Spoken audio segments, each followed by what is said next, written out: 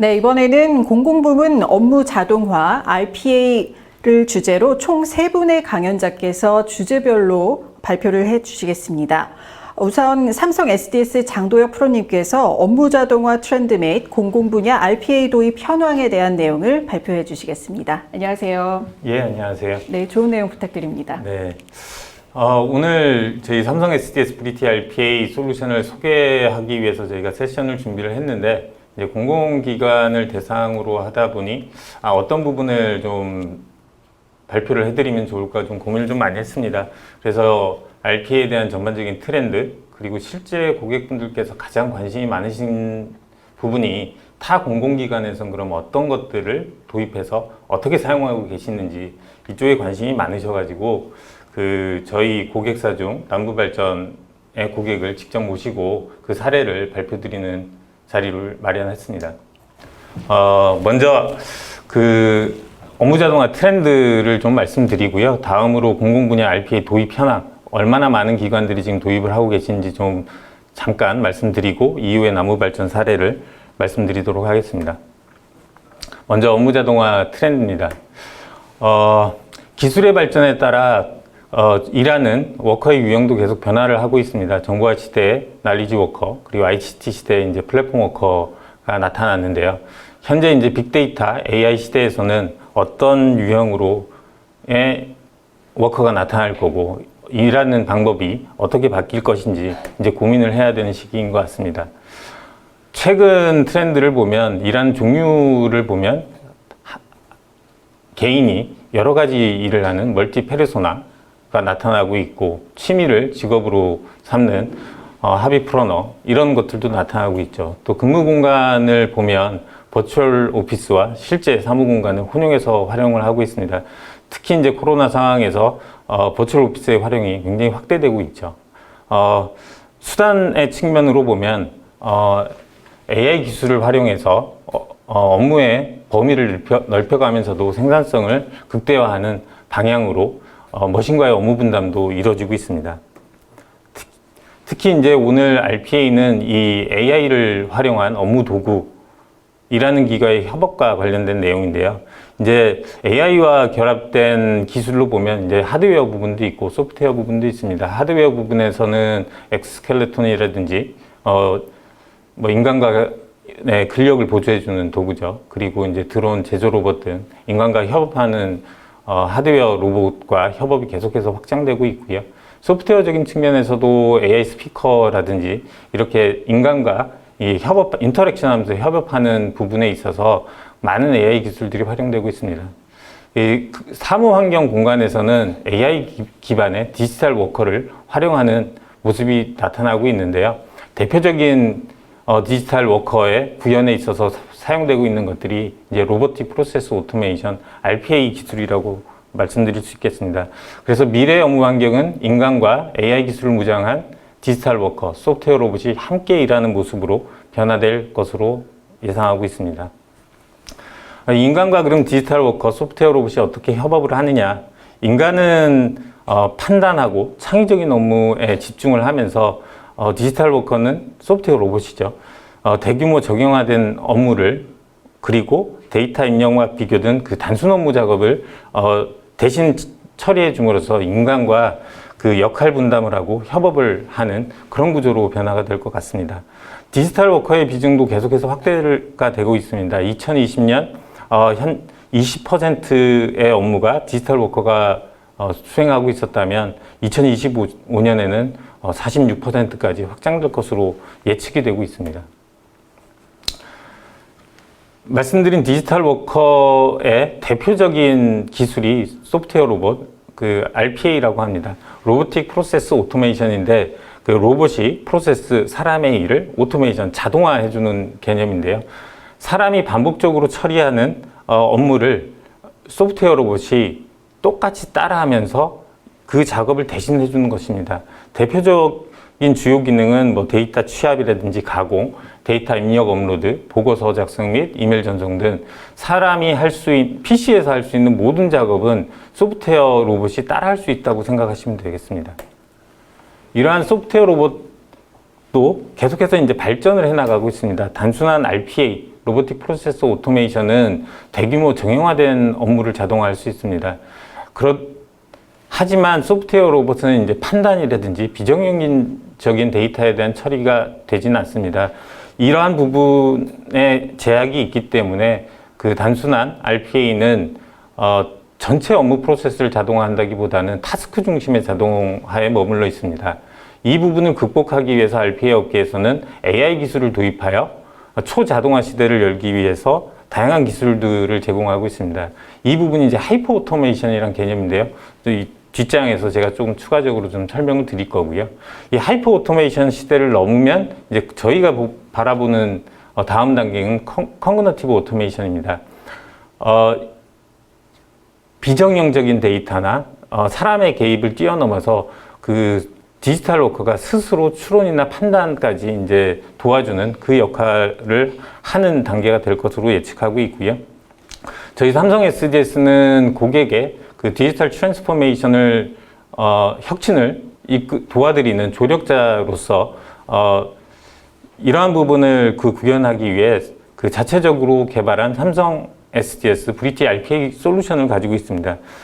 저희 솔루션에 대한 가장 큰 장점으로 본다면 직관적인 유저 인터페이스를 가지고 있어서 일반 사용자도 쉽게 배우고 사용하실 수 있고 유지 보수가 용이성이 높다는 점이고요. 그리고 플러그인 아키텍처로 되어 있어서 다양한 AI 신기술을 탑재하는 데 용이합니다. 또한 ERP, SCM 등 기간계 시스템과 굉장히 연동이 용이한 장점을 가지고 있습니다. 이러한 장점을 기반으로 가트너로부터 글로벌 RPA 솔루션으로 선정돼서 그 매직 쿼드런트에 등재가 되었고요. 그 소프트웨어, 한국 소프트웨어 품질 대상을 받는 등 그 상품성 그리고 품질의 신뢰성을 인정받고 있습니다.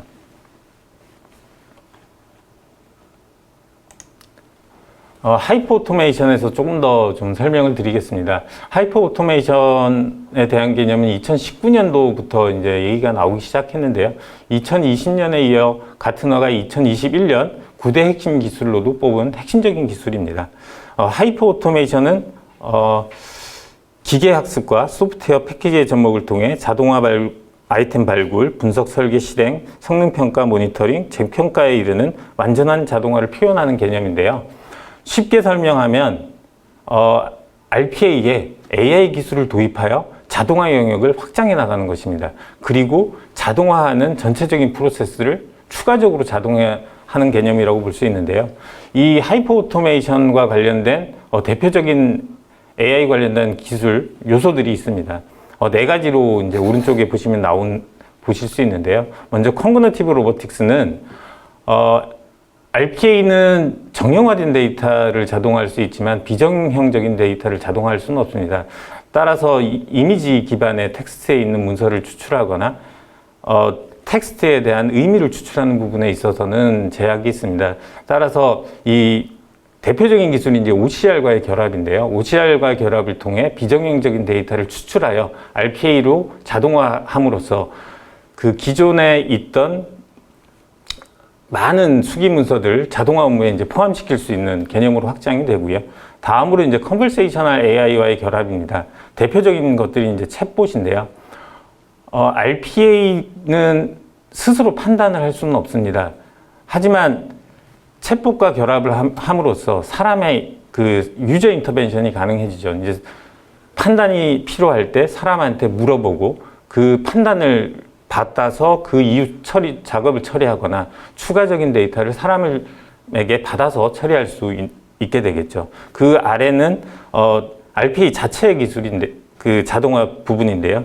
그 고객분들이 가장 RPA 사업을 하는데 어려워하시는 부분이 자동화 업무에 대한 선정입니다. 이 부분을 그 프로세스 마이닝 기법을 통해 자동화해 주는 부분이 이제 인티그레이션 위드 프로세스 마이닝이라는 개념이고요. 그리고 셀프 러닝 봇은 RPA가 스스로 운영 과정에서 장애 상황이나 예외 상황을 만났을 때 이걸 스스로 처리하는 그런 기술을 말하고 있습니다. 저희 삼성 SDS 브릿지 RPA는 자동화의 발굴 계획, 개발, 관리, 실행 전 과정에 대해서 다양한 개발 운영 기능을 가지고 있고요. 여기에 추가적으로 AI 확장 기능을 각 단계별로 제공을 해드리고 있습니다. 먼저 발굴 계획 부분에 있어서는 프로세스 디스커버리라는 기능을 통해 자동화 업무를 추천해주는 기능을 가지고 있고, OCR 연계를 통해 이제 비정형적인 데이터를 처리하고, 챗봇 연계를 통해 사용자 인터벤션을 허락하는 구조가 되어 있고요. 마지막으로 UI 웹페이지의 변경사항을 소프트웨어 로봇이 자동으로 분석해서 수정 필요한 사항을 추천해주는 기능까지 현재 보유를 하고 있습니다. 다음으로 이제 컨그니티브 오토메이션을 말씀드리겠습니다. 그 PORPA와 하이퍼 오토메이션이 인간의 행동을 모방 흉내내는 수준이라고 본다면, 사실은 인간의 행동으로 본다면 활동과 인지의 영역을 자동화했다고 할 수 있고요. 컨그니티브 오토메이션은 이제 사람이 생각하는 부분, 추론과 판단의 영역을 지원하는 부분입니다. 지금 보시는 장표는 저희 삼성 SDA 2021년 이후에 그 전체 자동화에 관련된 블루프린트를 보실 수 있습니다. 오른쪽 그 그림의 남색 박스로 표시된 것과 같이 브리티 RPA 솔루션을 포함해서 대화형 AI 어시스턴트 솔루션, 컨그니티브 AI 솔루션, 오토메이션 플랫폼 등 솔루션을 모두 통합 연계하여 글로벌 기업뿐만 아니라 강소기업, 일반 개발자, 학생들까지 자유롭게 그 소프트웨어 로봇을 제작하고 운영할 수 있도록 플랫폼을 지향하고 있습니다. 그 중에서도 특히 컨그니티브 AI, 그 오토메이션 플랫폼 이 부분에 대해서 추가적으로 좀 설명을 드릴게요. AI 컨그니티브 서비스는 어플리케이션 및 서비스에 AI, 머신러닝을 쉽게 적용할 수 있도록 AI 기술 요소 API와 프리빌트봇 서비스를 제공하는 것입니다. 그 컨그니티브 AI에 대한 개념이 조금 생소하실 수 있어서 제가 추가적으로 좀 설명을 드리면, 기존에 일반적으로 저희가 말씀드리는 인공지능은 인간보다 더 정확한 의사결정을 해서 그 결과물을 사용자한테 전달한다고 보면은, 그 컨그니티브 AI는 음성, 텍스트, 시각 등 다양한 텍스트 정보를 인간이 문제를 해결하는 방법을 모방해서 인간이 보다 나은 결정을 할 수 있도록 추가적인 정보를 제공하는 좀 협업적인 AI 서비스라고 보실 수 있습니다. 다음으로 오토메이션 플랫폼입니다. 그 오토메이션 플랫폼, 이때까지 말씀드린 RPA 그리고 하이퍼 오토메이션과 관련된 기능, 그리고 AI 컨그니티브 서비스까지를 보면 기업 단순 그 타스크의 자동화가 아닌 프로세스 전체에 대한 엔드-투-엔드 자동화를 할 수 있는 요소 기술들이 다 마련이 된 거라고 볼 수 있습니다. 그 오토메이션 플랫폼은 이러한 다양한 기술들을 다 묶어서 처리할 수 있도록 해주는 플랫폼 서비스고요. 이를 거버넌스에서 부서별, 담당자별 업무 프로세스 설계가 어떻게 이어지는지 가시성을 확보할 수 있는 효과를 보실 수 있습니다. 지금 말씀드린 그 컨그니티브 오토메이션 관련된 컨그니티브 AI 서비스와 오토메이션 플랫폼은 삼성 SDS에서 현재 열심히 개발을 하고 있고요. 이 연말쯤 되면 저희가 그 모습을 보여드릴 수 있을 것 같습니다. 또 하나의 트렌드가 있는데, 이 기술적인 트렌드라기보다는 RPA를 어떻게 적용하는가에 대한 트렌드입니다. RPA를 처음 도입할 땐 중앙의 조직에서 대규모 정형화된 업무를 했다고 하면 심화 단계에서 그 전문적인 COE 조직을 구성을 하고 거기에 이제 보다 좀 AI적인 기술 요소를 엮어 인텔리전트한 업무 자동화를 합니다. 하지만 이 부분을 좀 더 확산하는 데 있어서는 현장 중심 자동화를 함으로써 이 부분은 그 현업 업무 담당자가 실제로 자기 업무를 개발해서 자동화하는 부분을 얘기하고 있습니다. 그 글로벌 컨설팅사에 따르면 그 자동화 사목이나 이제 중앙 집중적인 그 업무 자동화가 전체 업무의 4에서 7%를 자동화한다고 하면, 현장 중심 자동화로 간다면 40에서 50%까지 자동화 업무가 확장될 수 있다고 얘기하고 있습니다. 그 가장 현장 중심 업무 자동화가 좋지만 실제로 이제 이행하기는 쉽지는 않은데요. 그 키 서섹스 팩터들이 이렇게 좀 정리를 했습니다. 가장 중요한 것은 경영진의 혁신에 대한 의지고요. 그리고 이 관련해서 쓰기 쉬운 RPA가 있어야 되고 관련된 교육 프로그램 그리고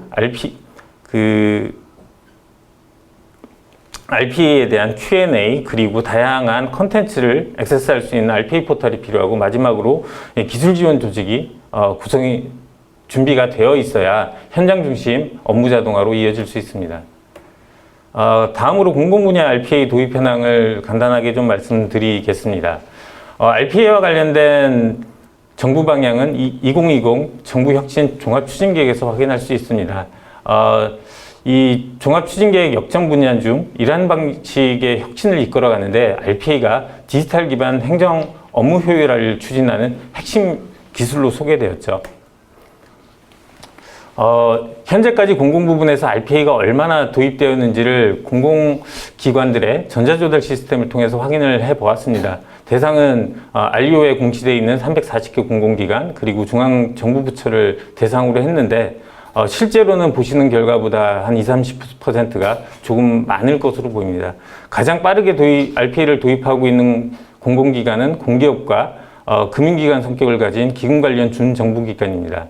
이에 반해 중앙정부부처와 자치단체의 도입은 상대적으로 조금 더디지만 올해 상당히 많은 기관들이 또 도입을 하겠다는 계획을 좀 확인한 바가 있는데요. RPA 분야에 있어서 그 공공기관의 도입 속도가 작년에 비해 올해 상당히 좀 빨라지고 있습니다. 저희 삼성 SDS는 대형 금융기관 그리고 삼성그룹 업종별 대표 기업의 RPA 레퍼런스를 보유하고 있는데요. 공공기관에도 약 20여 개의 공공기관을께서 저희 브리티 RPA 솔루션을 도입하셔서 그 업무 자동화를 추진하고 계십니다. 이 중 대표적인 공공기관 RPA 선도 사례로 한국남부발전 사례를 소개시켜드리고자 합니다. 네, 발표 잘 들었습니다. 여기까지 저희 RPA 트렌드 면밀하게 살펴봤고요. 도입 현황까지 살펴봤습니다. 발표 수고해주신 삼성 SDS 장도엽 프로님 고맙습니다. 잠시 장내 정리를 하고 다음 강연자 모셔보도록 하겠습니다.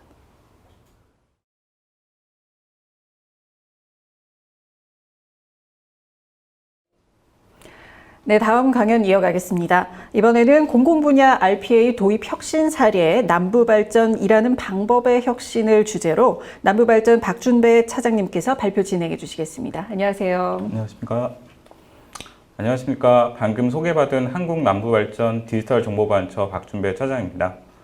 이렇게 당사의 RPA 도입을 통한 일하는 방식 혁신 사례를 공유 드릴 수 있게 돼서 뜻깊게 생각을 합니다. 오늘 소개해드리는 사례가 참석하신 기관의 효과적인 RPA 도입 및 확산에 조금이나마 도움이 될 수 있었으면 좋겠습니다. 혹시 제가 발표해드리는 내용 관련해서 문의사항이 있으시면 이메일이나 기타 연락을 주시면 성심성의껏 답변을 드리도록 하겠습니다. 먼저 발표에 앞서서 저희 회사 기관에 대해서 좀 설명을 좀 드리고자 합니다. 한국남부발전은 안정적인 전력 공급과 국민 경제 발전에 기여하고자 2001년 4월 한국전력공사로부터 분사한 대한민국 대표 에너지 공기업입니다. 부산 본사와 그리고 코어 발전소인 하동화력 그리고 등 7개 발전본부가 전국에 있고요.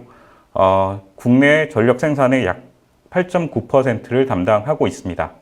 그리고 더 깨끗한 에너지를 생산하기 위해 풍력, 태양광, 연료전지 등 신재생 에너지 그리고 친환경 에너지를 확대해 나가고 있습니다. 한국남부발전은 앞으로 디지털 혁신으로 친환경 에너지를 선도하는 국민의 기업이 될 수 있도록 노력하도록 하겠습니다. 그럼 본격적으로 그 RPA 추진 배경부터 말씀을 드리도록 하겠습니다.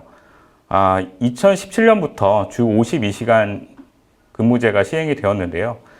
그렇게 되면서 업무에 대한 효율적인 업무 방식에 대해서 관심이 좀 증가하게 되었습니다.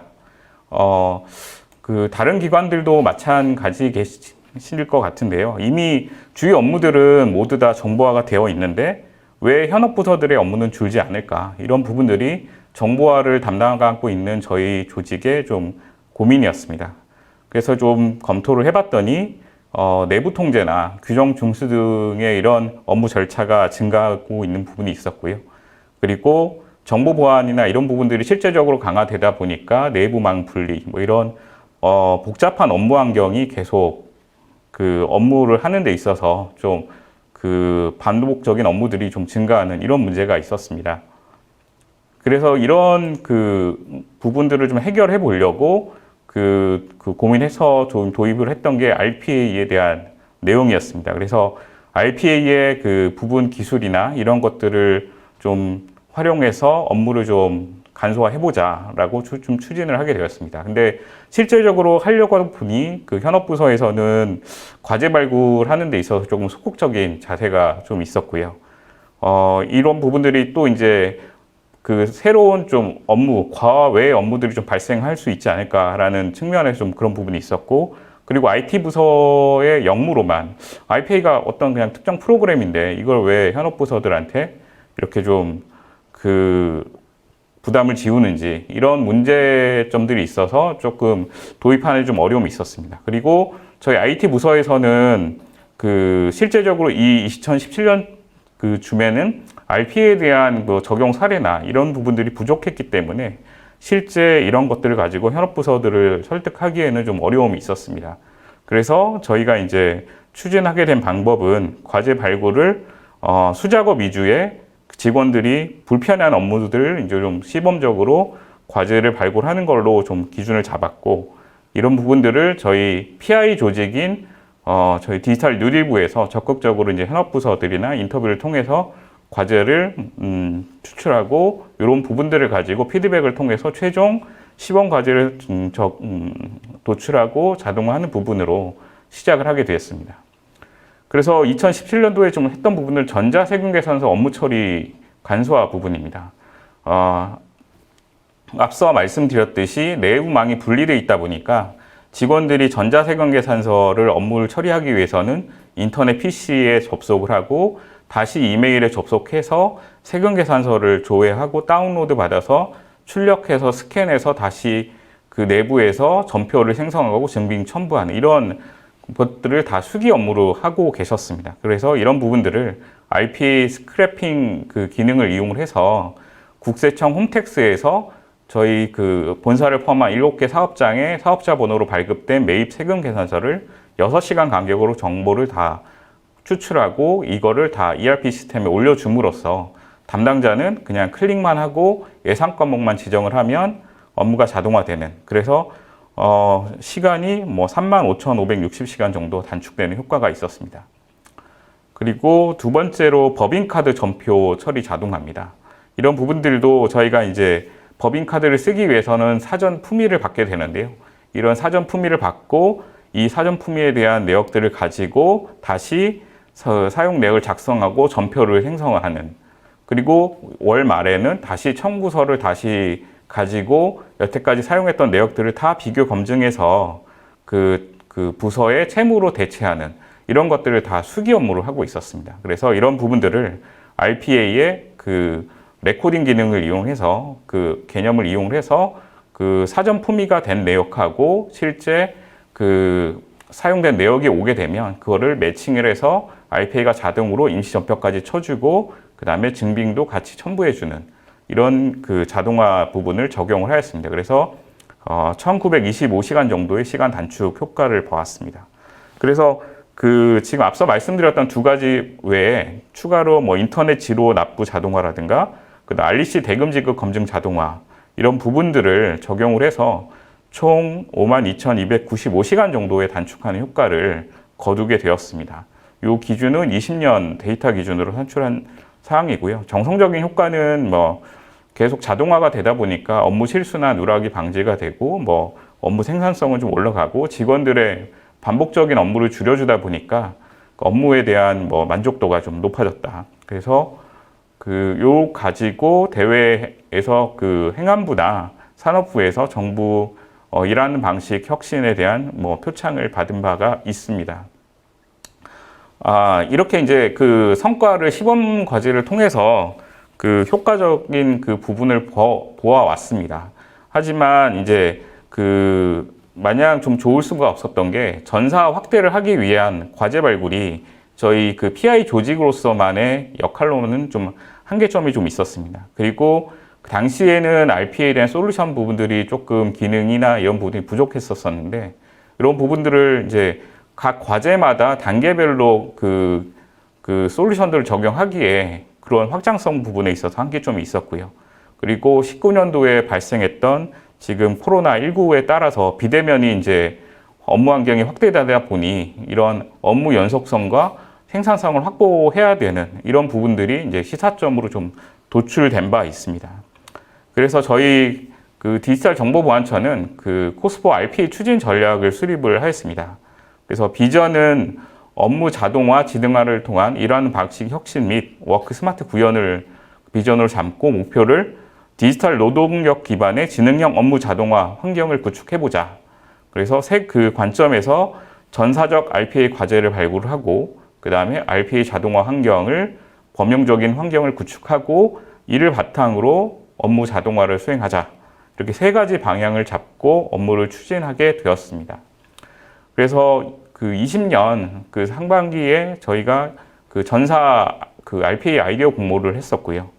그 62개 그 아이디어 공모가 이제 응모가 나왔고 최종 23개에 대한 과제를 후보로 선정을 하였습니다. 보시는 바와 같이 그 비고에서 그 언급을 해놨는데요. 그 외부 내부, 그러니까 외부에서 하는 업무와 내부에서 하는 업무, 혹은 둘 다 동시에 해야 되는 업무, 뭐 이런 식으로 좀 나눠져 있었고요. 그래서 외부 내부 업무가 약 과제 비중으로 한 40% 정도 그 포션을 차지하고 있는 것을 확인하였습니다. 이를 바탕으로 해서 바로 적용을 할 수 있는지 없는지 부분은 조금 그 애로사항이 있었고요. 그래서 저희는 그 RPA 적용 후보를 과제를 분석을 해서 최종 과제를 선정을 했었습니다. 그래서 관점으로 그 가장 많이 사용하시는 비즈니스 중요도와 그 다음에 RPA에 대한 프로세스 자동화 적합성 부분을 놓고 비교를 하였습니다. 그래서 보시는 바와 같이 1, 2, 3 부분면에 속해 있는 과제들을 그 자동화 대상으로 선정을 하였었고요. 그래서 앞서 설명드린 기존 후보 과제 23개에 대해서 평가를 하였습니다. 그래서 그 적합하지 않은 과제 5개는 제외를 하고 추가 그 7개 과제를 발굴을 해서 총 25개의 업무를 자동화를 그 수행을 하였습니다. 그래서 지금 보시는 장표가 저희 그 남부 발전의 그 RPA 그 자동화된 그 25개 과제고요. 지금 현재 그 32,785시간 정도의 그 업무 처리 단축 시간 효과가 있는 것으로 저희는 판단을 하고 있습니다. 이 과제들은 그 수행 횟수라든가 그 다음에 그 수행 시간이라든가 이런 부분들을 점차 늘려나가면 이런 단축 효과들은 조금 더 높아질 것으로 보여집니다. 이 25개 과제 중에서요, 몇 가지 사례를 좀 소개를 드리고자 합니다. 저희가 공공기관이다 보니까 그 수시 공시나 정기 공시에 대한 업무들이 상당히 좀 많이 있습니다. 그래서 그 공시를 담당하는 부서에서 이 공시에 대한 그 부분에 대한 그 뭐 업무 처리 미스라든가 이런 부분 놓치는 부분들이 조금 그 부담이 있는데요. 이런 부분들을 그 RPA가 자동으로 공시 대상에 대한 점검 리스트를 뽑아주면 업무에 좀 도움이 될 수 있다라고 판단을 해서 이런 부분들을 좀 자동화를 하였습니다. 그래서 그 공시 대상 키워드를 기반으로 그 결제에 대한 문서, 그 원문까지 다 검색을 합니다. 그래서 그 검색된 문서에 대한 제목들을 다 뽑아서 취합을 해서 엑셀로 취합해서 그 공시 담당자들한테 그 알려주는 이런 형태로 업무 처리를 자동화를 하였습니다.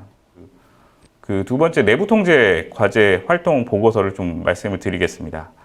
이 부분들은 저희가 이제 외관법이 좀 그 강화되다 보니까 내부 통제에 대한 확인이 좀 필요한 부분들이 좀 강화됐습니다. 그래서 내부 통제에 대한 보고서 작성하는 부분들에 대한 그 범위가 확대되다 보니까 사람이 수행하는 데 있어서 좀 그 애로사항이 좀 있었습니다. 그래서 이런 부분들을 RPA 로봇이 자동으로 그 내부 통제 대상에 대해서 리스트를 그 대상을 검색을 해서 내용들을 검색하고 화면까지 캡처하고 해당에 대한 권한 적성성 검토 부분에 대한 그 로직에 따라서 검토를 해서 내부 평가 보고서까지 만들어주는 형태로 업무를 자동화를 하였습니다.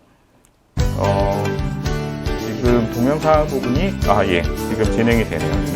그래서 보시는 바와 같이 내부 통제 수행 목록을 보고 SAP 트랜잭션 롤 조회를 해서 해당 내용들을 직접적으로 다운로드 받고 그 내역들을 캡처하고 검토해서 엑셀의 보고 자료를 만드는 것까지 이렇게 지금 구현이 되어 있습니다. 내부 통계를 통해서 한 108시간 정도 이상의 절감 시간을 좀 기대를 하고 있습니다.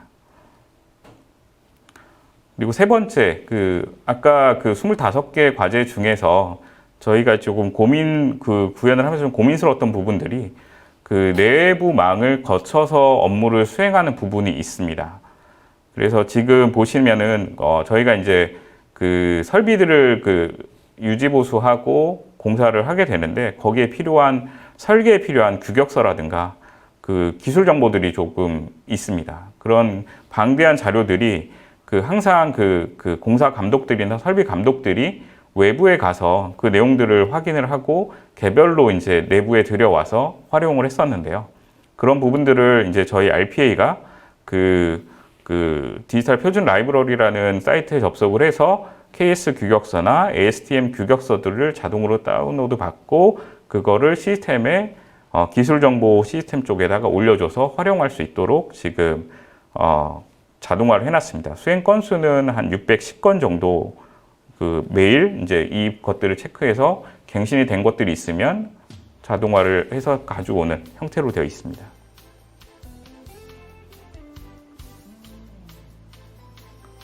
보시면 표준 라이브러리에 접속을 해서 지금 RPA가 다 다운로드 받아서 내용들을 정리해서 다시 내부 RPA 보색에 이 내용을 던져줍니다.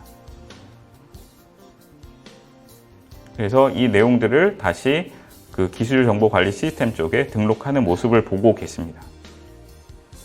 그래서 한 600개여 개를 매일 검색을 하고 이를 통해서 76,250시간 정도의 절감 효과를 가져왔습니다. 그리고 이제 이런 과제를 하면서 저희가 이제 RPA 솔루션을 선정할 때 고려사항들이 좀 말씀을 드리고자 합니다. RPA 솔루션들은 상당히 많은데요. 저희가 이제 이렇게 많은 것 중에서 선택을 하기 위해서 고려했던 부분들은, RPA 관리 기능, 즉, 스크립트 RPA를 좀 자동화해서 이런 것들을 자동 배포를 통해서 업무 처리 이제 봇들한테 여러 개의 봇들이 자동으로 업무를 수행할 수 있게 하기 위해서 RPA 관리 기능에 대한 좀 포커스를 맞췄고요. 두 번째는 개발 기능이 조금 쉬워야 된다. 이런 부분들이 저희가 이제 일반 직원분들이 자동화를 하기 위해서는 일반 코딩이 아닌 이렇게 드래그 앤 드롭이라든가 아니면 레코딩이라든가 이런 걸 통해서 자동화가 될 수 있는지. 그리고 또 하나는 MS 오피스나 아래 한글 저희 우리나라에 맞는 프로그램들을 좀 자유롭게 이용해서 자동화를 할 수 있는지. 그리고 지속적인 소프트웨어에 대한 RPA에 대한 업그레이드가 가능한가. 기술 지원 체계, 이런 4가지 관점으로 저희는 기술 규격을 담았고요. 그래서 브리티 RPA가 저희가 선정이 돼서 지금 도입이 되었습니다. 좀 궁금해 하셨을 수도 있는데요. 저희 RPA 자동화 환경에 대한 모습입니다. 그래서 외부 DMZ 쪽에 봇 2대가 있고요. 이 봇 2대들은 자료를 수집하고 외부 업무 처리를 자동화하는 데 사용이 됩니다. 그리고 내부에서는 RPA 봇 2대가 운영으로 돌아가게 되고 한 대는 개발용으로 지금 사용을 하고 있습니다.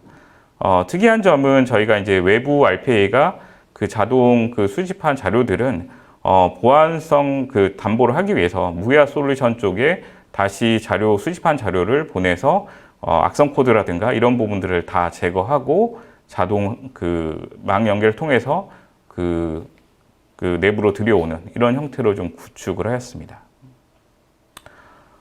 이 부분은 RPA를 하시게 되면은 좀 추천드리는 방법입니다. 25개 과제 부분에 대해서 그 이해관계 부서들도 많고 이러다 보니까 빅뱅 방식으로 좀 그 오픈하기에는 좀 애로사항이 좀 있습니다. 그래서 이런 부분들은 저 애자일 방식으로 과제별로 순차적으로 그 구현하고 오픈하고 그다음에 나머지 또 구현하고 오픈하고 그러면서 운영 중에 발생하는 오류들을 그 다시 점검하고 다시 보완하는 이런 형태로 해서 그 RPA 자동화를 추진을 하였습니다.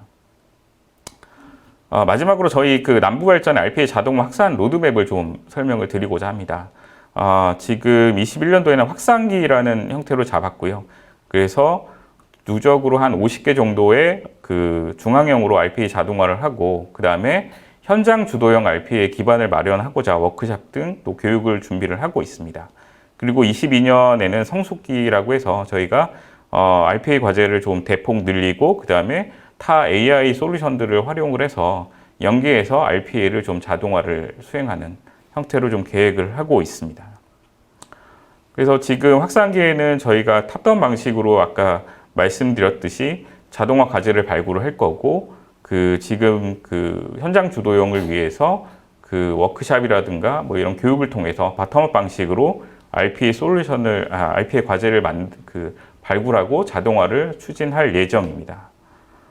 보신 바와 같이 저희는 이미 그 파워 유저 양성을 위해서 RPA 시범 교육을 실시한 바가 있습니다. 그래서 최초 저희 정보화부 조직 디지털 정보보안처 소속 인원을 대상으로 좀 구현을 했고요. 그 교육을 실시했고 이를 통해서 미니 프로젝트로 한 9개 정도 과제를 자동화를 하였습니다. 그리고 앞서 말씀드렸듯이 또 중앙형으로 개발을 해야 될 부분들이 있기 때문에 이런 부분들은 사내 포탈을 통해서 그 자동화 아이디어를 발굴을 하고 그 지금 한 60여 개 정도의 아이디어를 모은 상태입니다. 이를 통해서 이제 저희는 그 확산기에는 그 플랫폼을 도입을 해서 또 그 과제에 대한 그 생애 주기 관리를 할 예정입니다. 그래서 과제 발굴부터 아까 앞서 설명드렸던 뭐 비즈니스 중요도, 그 다음에 자동화 적합성, 그 다음에 이런 것들에 대한 과제에 대한 자동화 결과, 운영 상황, 그 다음에 그 사용자들이 가셔서 뭐 학습할 수 있는 환경, 그리고 이런 것들을 통해서 보상을 줄 수 있는 체계, 이런 것들을 할 수 있는 RPA 플랫폼을 도입을 하고자 지금 계획을 하고 있습니다. 여기까지 이제 한국 남부발전에서 그 자동화, RPA 기반 업무 자동화를 설명을 드렸습니다. 마지막으로 남부발전 RPA 프로젝트 구축을 담당했던 그 에코IT 엄선태 상무님을 좀 모시고 RPA 프로젝트 성공 요인을 살펴보도록 하겠습니다. 네, 발표 잘 들었습니다. 이렇게 해서 발표 진행해 주신 남부발전 박준배 차장님 고맙습니다. 잠시 장내 정리 후 다음 강연자 모시겠습니다.